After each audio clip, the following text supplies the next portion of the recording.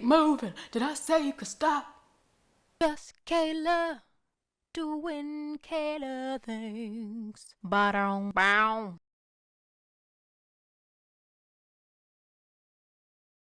Knowing your why is going to keep you motivated. It's going to keep you going. Why are you trying to learn another language? Why are you trying to learn it in such and such time frame? Detective Kayla. Set realistic goals for yourself.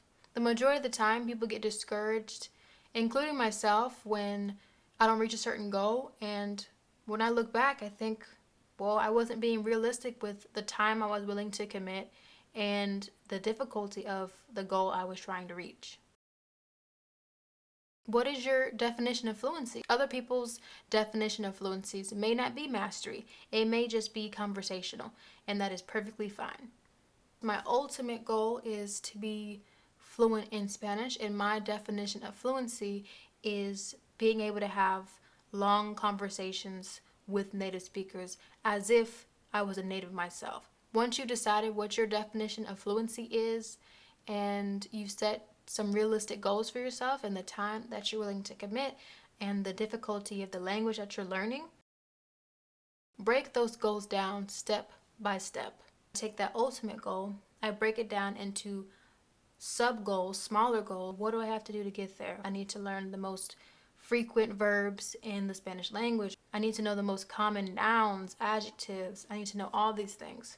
So once I've broken those goals down, I do it from year, then I go to each month. Okay, what do I want to do? And in the current month, I'm more specific. And then when I get to week, I'm even more specific. Okay, what do I want to know by the end of this week? What do I want to know by the end of today? And I break all those down. Always adjust your goals when needed, because if you don't, you're going to get frustrated, you're going to get discouraged with yourself. Mi hablante es no bien. In the beginning, I said that I wanted to be C2 in about 6 months. I just know for myself and the time that I'm willing to put in, I altered my goal from 6 months to 2 years. Okay, what can I do in 2 years so that I can be fluent in Spanish? It's a more realistic goal for me. You can have help. Did I tell you you could stop?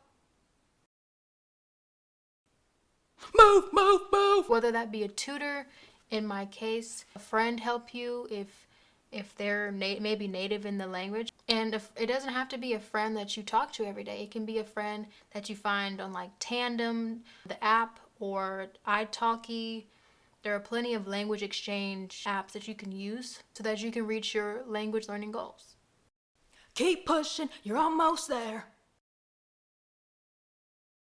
Measure your own metrics for success. We're with ourselves every single day, so of course we're not going to see the change necessarily. What's going to tell you, okay, I'm doing good. I'm still learning. I can see myself growing. What is that measurement for you? Every small step does count. For me, it's just seeing my progress. I do daily logs or I do weekly, monthly, that type of thing, just so I know where I am in my language learning journey. So measure your progress daily, weekly, monthly, and then when you're feeling discouraged or you just need like a little pep step, look back at the day that you did a month ago, a week ago, 2 months ago, a year ago, whatever. Switch it up, do something different. This week you do flashcards. Next week you do flashcards plus you have to make a conversation with yourself. Just switch it up so that everything doesn't stay the same, you don't get bored, and you keep learning. For me, the hardest part isn't getting started. The hardest part is continuing to go. Everything in between the start and the finish is where I'm like, oh, I'm blocking you, so you can't come in. Oh, so that's what we're doing. Okay.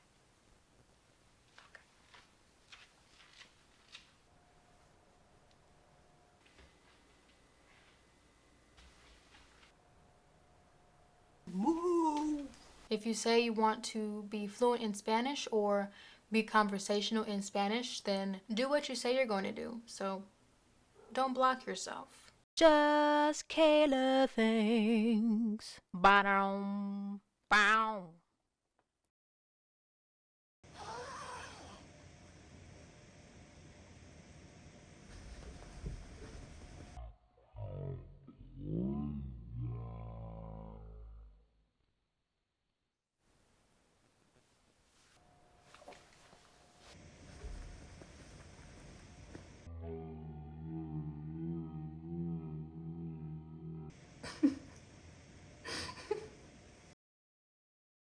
Know your why.